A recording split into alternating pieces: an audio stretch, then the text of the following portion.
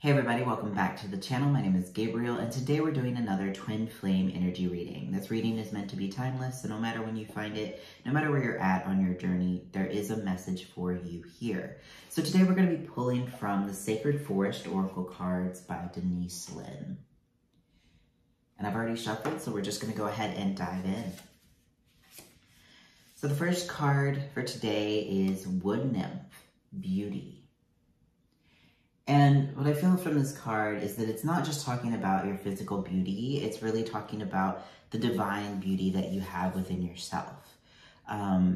You really want to focus on nurturing that aspect of yourself, because it's not that your twin flame is attracted to you putting on tons of makeup or anything like that, but they are attracted to you when you feel attractive. And you feel attractive by filling your inner well. And maybe that does translate to putting on makeup or doing things that make you feel really good, right? Doing your hair, maybe for the guys, it's, shaving or doing something like that. Like sometimes it will translate to something outside of yourself, to physically mirror how you're feeling on the inside. And that helps you express how you're feeling. But you want to start on the inside first with nurturing your inner beauty, expressing your inner beauty in the way that feels good for you. Because when you feel good expressing yourself, no matter what it looks like to anyone else, your twin flame will respond to that. They will be attracted to you expressing you in the way that feels good for you. It's not about just what you do on the outside. It's about it coming from a place, from the inner space of feeling beautiful first. The next card is Manifesting Dreams, Water Spirit. Yeah, as you're doing this work, you are manifesting your dreams. You want to get clear on your dreams too, so that you can really manifest what you desire. That's why in Jeff and Shaleia's work, it's stressed to create love lists for your twin flame, but also for really anything that you want to create in your reality. If you want a better job, I've created love lists for better jobs before. You can create a love list for, a new car or whatever it is that you're hoping to manifest in your reality. And you want to, create that love list from the deepest desires in your heart. Like, what is it that you're really desiring from your partner, from your twin flame? And not tying it to what the person who you think your twin flame is right now, saying like, oh, well, they have all these qualities, so that's my love list. But really pulling it from your heart of hey, I'm not even sure this person exists, but I'm going to write down all these things that I truly desire in my person. And your twin flame is that. And that's kind of the point, is that your twin flame is the perfect person for you, even beyond what you think is reasonable, right? They are that person for you. It reminds me of that movie with Sandra Bullock. I think it's Hope Floats or Practical Magic, one of those. I always get those two mixed up for some reason. But it's one of those where she's creating this love list of the perfect man, because she thinks that the perfect man doesn't exist. And she's like, he has one blue eye, one green eye. And you don't want to get to the granular physicalities, right? You don't want to say they have to have blue eyes, because that's more a superficial thing. But what really, you're doing here is manifesting your twin flame so that you will recognize them. You're like, hey, do you value loyalty? Do you value, do you value someone who is sweet and kind and courteous? And all of those things are very important to you. You want to write those down in your love list and get really clear so that you can manifest them in your reality, and also help you really recognize your twin flame. If you're not clear on who you want, or you're not clear on your core desires, you're not going to be able to manifest your desires clearly. Your twin flame won't recognize you because you're not recognizing yourself on a core level. All right. The next card is Truth. Yeah, as you move through these blocks, as you write down your love list, as you're, claiming your divine beauty, you're really coming into yourself, the truth is revealed during this process. And something that I've had to work through recently is this feeling of like, no matter how much I do, no matter how much inner work I do, the truth won't be revealed.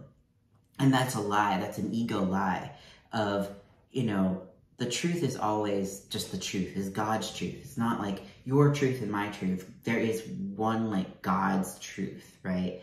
And we come to that in our own path. Even your twin flame has their own path to take in revealing you as their twin flame. Like, all you have to do is worry about yourself. You don't have to convince them. You don't have to be like, here's my love list. See, we're twin flames. Oh, hey, here's what I feel. See, we're twin flames.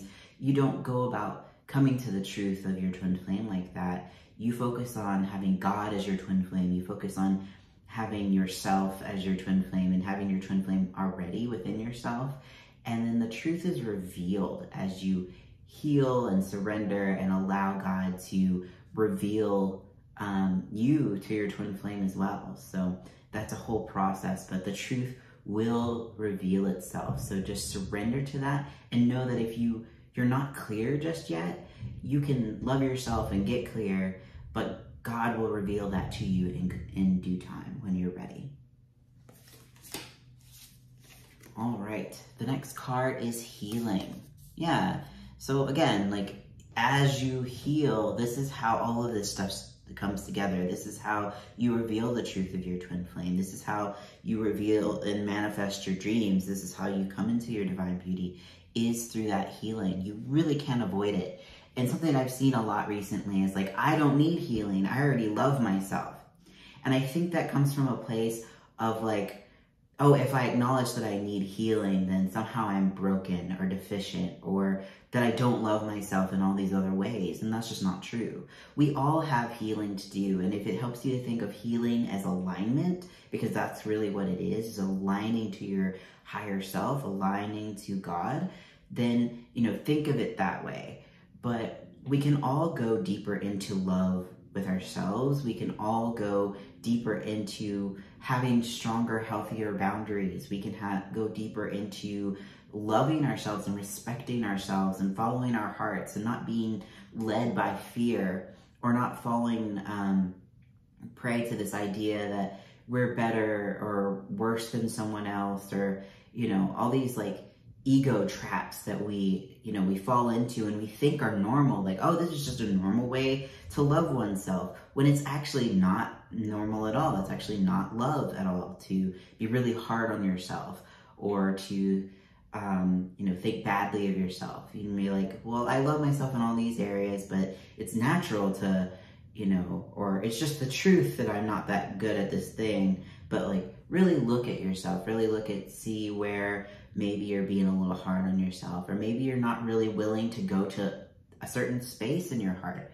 Maybe you're numbed out in that area, and that's okay. That doesn't make you bad. That doesn't make you deficient in any way. We all have areas like that, and it's safe to go there and just bring love and light and compassion and forgiveness there, because as you bring light to these areas that are numbed out or that you're afraid to look at, you bring more love there, and you go deeper into love, not only with yourself, but with life and with your twin flame.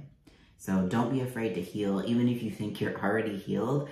If you're not experiencing oneness with your twin flame and oneness with the world and the divine, not the world, but like, the universe and the divine, then there is something that is blocking you from experiencing that.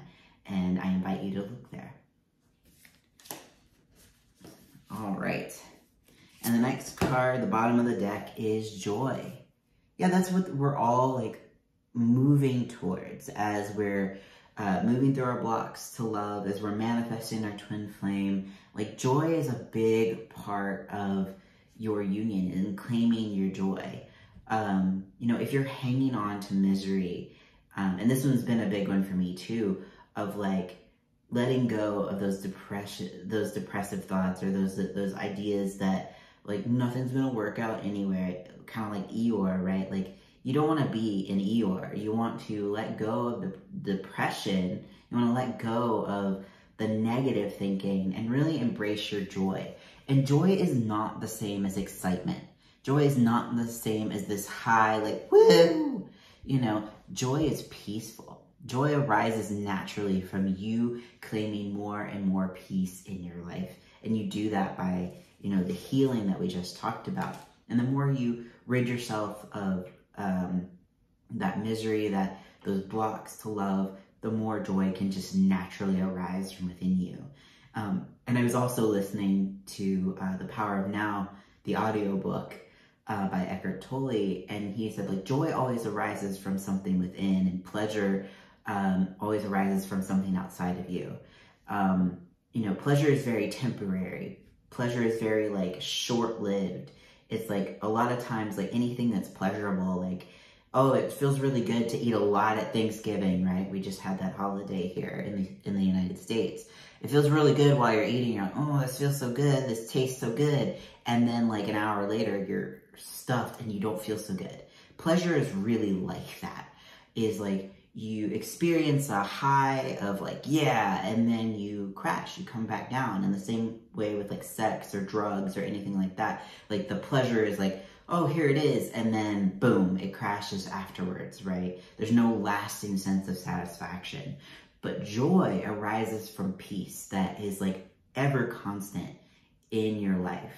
And the more you are able to build that foundation of peace, that joy is lasting and sustainable. It's not high, but it is like this very deep, grounded, joyful feeling. And you know it when you experience it, and it's something that is the only thing that can really, like, satisfy your soul is that peace and joyful feeling. So don't be afraid to embrace that. You're not the misery that maybe ego's convincing you to hang on to. It's safe to let that go and allow joy to come into your life. All right, everyone. Thank you so much for watching. If you like this video, don't forget to like, comment, and subscribe for more. If you'd like your own personalized reading to understand the steps that you need to take in order to heal into your union, or if you'd like one-on-one support in order to heal the blocks to your union, you can find my services at SacredTwinFlameUnion.com, and I will see you all in the next video.